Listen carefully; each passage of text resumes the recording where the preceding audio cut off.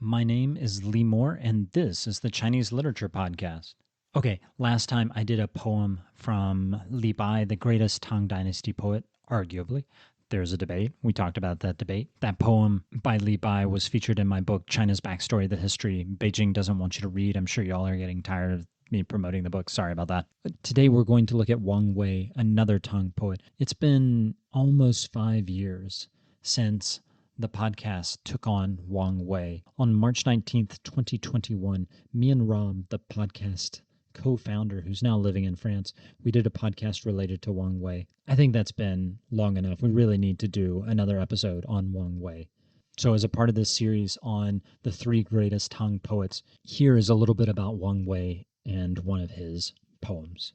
So today, when Chinese folks talk about Tang Dynasty poetry, Wang Wei is usually considered the 3rd poet, and he's a distant 3rd behind Li Bai and Du Fu. No one today is saying Wang Wei is the greatest Tang poet ever. No one says that today. But during their lifetimes, Wang Wei was actually more famous than either Li Bai or Du Fu. Wang Wei, he was born in 699 AD. He died in 761 AD. Li Bai is almost exactly the same. He's born in 701 AD, dies in 762 AD. Du Fu is a little bit younger. He's born in 712 AD and dies in 770 AD. While these 3 figures were alive, you could have done a straw poll amongst Tang Dynasty poetry readers, and Wang Wei would have won the straw poll every time. It really wasn't until about a century after they were at their prime, sometime in the middle of the 800s AD, that 2 literary critics, Han Yu and Yuan Zhen, canonized Li Bai and Du Fu as the greatest poets of the Tang Dynasty. Wang Wei today, he's regarded as not as cool as Li Bai and not as great as Du Fu. But I don't know. Having done the research for this podcast, I actually think he's pretty cool. He's obviously very influential. A little bit about Wang Wei's background. He was born in a very upper-class situation in Shanxi. He became famous fairly young for his poetry and his musical ability. He passed the civil service exam in 721 at the age of 22 with a top score. And like everybody in Tang China, the Anlushan rebellion starting in 755 AD influenced Wang Wei profoundly. Wang Wei was in the capital, Chang'an, when the rebels captured the city. Wang Wei himself was captured, and he died before the rebellion fizzled out. Wang Wei is known for 2 things. First, that he was, in addition to being a great poet and a good musician, he was also a great painter. As far as I know, we don't today have any of his paintings, but he was regarded as a master painter in the Tang Dynasty.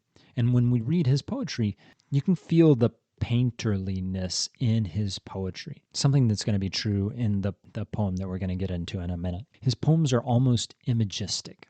There's a temptation to read them as if nothing's happening. They're just these still images where we see a moment in time and very little action. There is action in Wang Wei's poetry, even if it's a bit understated compared to Li Bai and Du Fu's poetry. But that view that Wang Wei is this imagistic poet is very influential. It actually influenced the art theories of Ernest Fenollosa, who's this American art historian who's a specialist on Japanese art, but he also loved Wang Wei.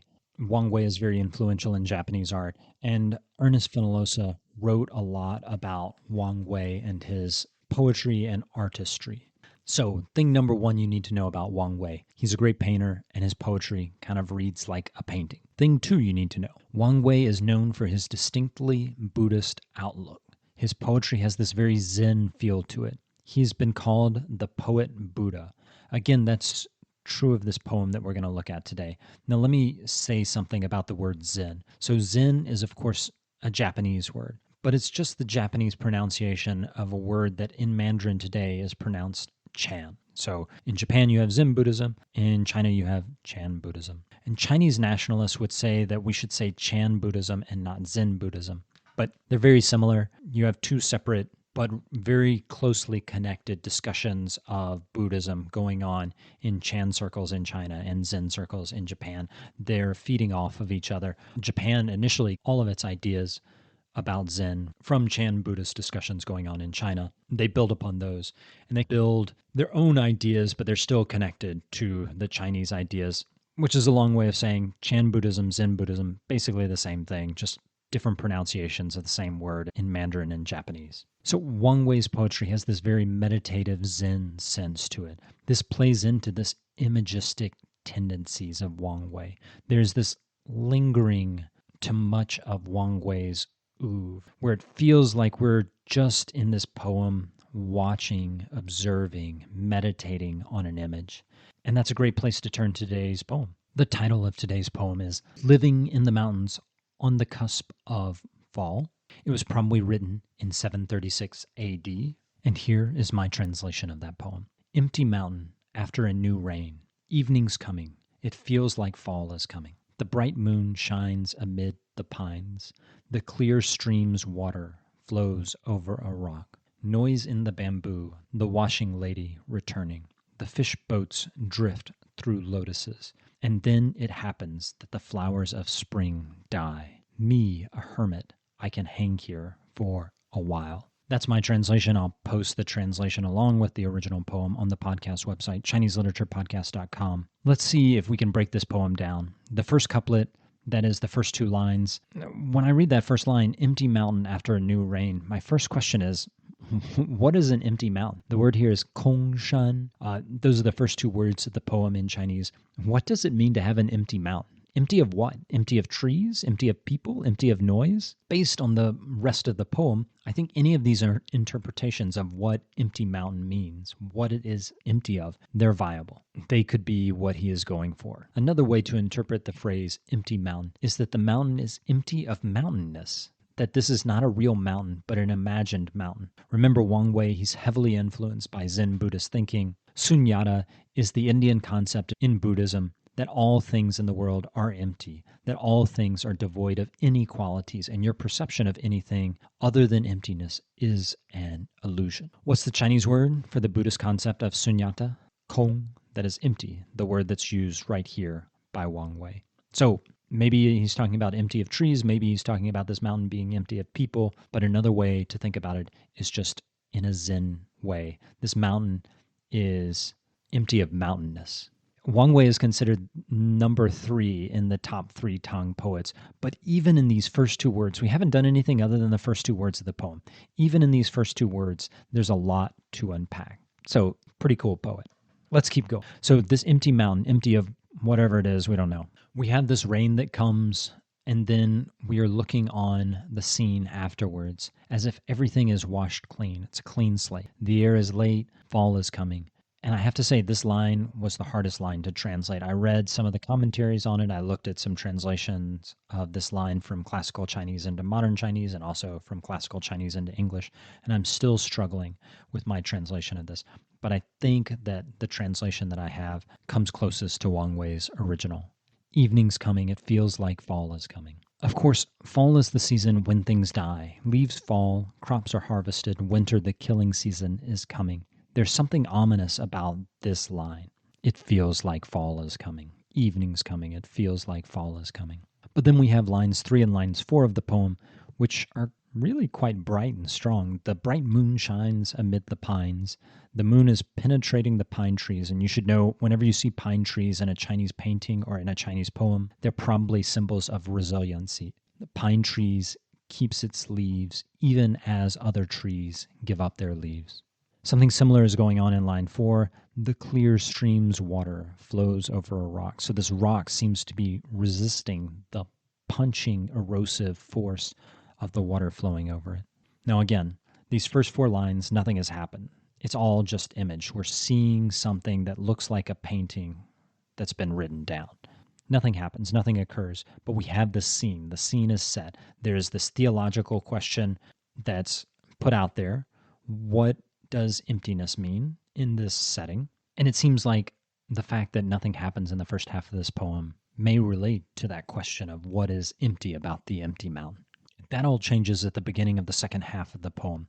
The emptiness disappears. You have this hubbub in the bamboo. The washing ladies are returning. Then you have fishing boats pushing through lotuses. Lotuses are important flowers in Buddhism, symbolizing purity and divinity. So clearly more symbolism going on here. These fishermen who are just going after their catch are pushing these lotus flowers, these symbols of a good Buddhist around. Something's happening here. I'm not sure how to interpret it, but I'm going to say that. This is clearly a Buddhist image. So these two lines, lines 5 and 6, there's the sense that this tranquil scene where the hermit came out of his hut after the rain. Nothing says that, but that's just kind of the image that I get of this hermit coming out of the mountain after the rain and seeing the empty mountain. All that tranquility has been interrupted in lines 5 and line 6. The world has entered and is distracting the poet, narrator, whatever you want to call him, from his tranquility. Line 7, we circle back to that earlier theme of death and autumn. The poet says that the flowers of spring are dying. And then there's that last line. The poet says he can stick around here for a while. When I first tried to translate this poem, I had no idea what this line was getting at until I posted my translation on a subreddit. So if you know the internet platforms, reddit.com, they have a subreddit called r/classical Chinese where I posted my translation. And in it, someone pointed out that this is actually an allusion to Chuzi, or the Songs of Chu. The Songs of Chu is the second great Chinese poetry collection, the first being the Book of Songs, the Book of Poems, something like that. And that's really the first collection of Chinese poetry that we have. The Chuzi, the Songs of Chu, is the second collection, and it embodies this other tradition, this alternate tradition of Chinese poetry. And someone who read my poem on that subreddit, which is a great place to go if you're interested in doing high-level classical Chinese work. It's basically like having a PhD-level seminar with about 2,000 people, some of whom are willing to check your translations and provide you with advice. So one of the people who read my poem pointed out this is an allusion to the Songs of Chu. And in the Songs of Chu, after the flowers of spring die off, the poet says, hey, I'm going to take off. Here, Wang Wei is actually taking that verdict and reversing it. He's saying, actually, I'm going to hang out here for a little while. I'm good with hanging out here. So there's also this generations-long conversation going on in this poem. Wang Wei is actually reversing what the poet narrator of the Songs of Chu did. Okay, so that's a kind of line-by-line analysis of what's actually going on in the poems. Back to broader questions. My question reading this poem, and I'll just put my cards on this table. I'm reading this poem as a Buddhist poem, though you don't have to do that. You could read this ignoring the Buddhist elements and still not be too far off the mark. But if you take me seriously, which you shouldn't, but let's pretend like you are, try and imagine this as primarily a Buddhist poem. You have this sense in the first half of the poem of tranquility. There is this recognition that the mountain is empty. A mountain, it's empty of people, it's empty of noise, there's no hubbub. Maybe it's even empty of the mountainness itself. It's evacuated of all things of this world. The poet here finds tranquility in the coolness of air, the moonlight penetrating these long-suffering pines, and the spring water flowing over rocks. But that tranquility is interrupted. Washing women come in making a ruckus in the bamboo. The fisherman is sailing through the lotuses. When the poet says he's fine hanging out here for a while, is he saying he's okay with this tranquil scene of the first half of the poem, or is he okay with the fact that his tranquility and the meditation that we assume he's doing is being interrupted by these things of this world? I don't think the poem offers a clear answer. Instead, it leaves both interpretations open to the reader. Okay, I think this is a good place to call it. Let me know what you think of the poem. Email me at ChineseLiteraturePodcast@gmail.com. If you're interested, check out my book, China's Backstory, The History Beijing Doesn't Want You to Read. There are lots of poems in there. This one's not in there, but lots of other good ones are. And of course, along with this is the history behind the 4 most important topics in China-related news: Taiwan, Xinjiang, the Chinese economy, and Hong Kong. And I think that's enough of me banging on. I'm going to go off to my hermitage in the mountain for a couple of weeks, hopefully not as long as the previous break I took over the new year. And when I return, the rain will wash everything away, and hopefully the washing women won't be distracting me from the work that I should be doing on the podcast. My name is Lee Moore, and this is the Chinese Literature Podcast.